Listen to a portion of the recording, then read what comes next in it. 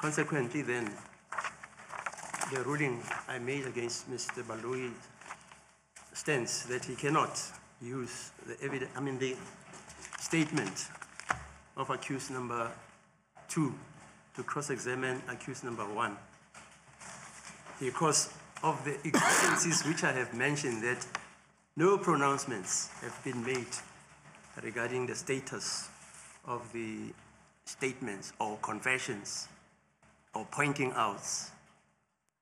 The case is still ongoing. Kule statemende uNtanzi uthi wakhokhelwa imali ngeqhaza lakhe ekubulaweni kukaMeyiwa. Ummeli kaSibiya uthi umbuso awukwazi ukusebenzisa istatimende esenziwa nguNtanzi uma uphonsa uSibiya ngemibuzo ngoba lokhu akuchaza ukuthi naye uyathinteka kuleli cala. Ngonyaka u-2020 estatimendeni sakhe uBongani Ntanzi wavuma ukuthi wakhokhelwa imali elinganiselwa ku-45,000 wamarandi ngemuva kokubulawa kukaMeyiwa. uSibiya uyaphika ukuthi wathintana noNtanzi ngosuku okwabulawa ngalo uSenzo Meyiwa.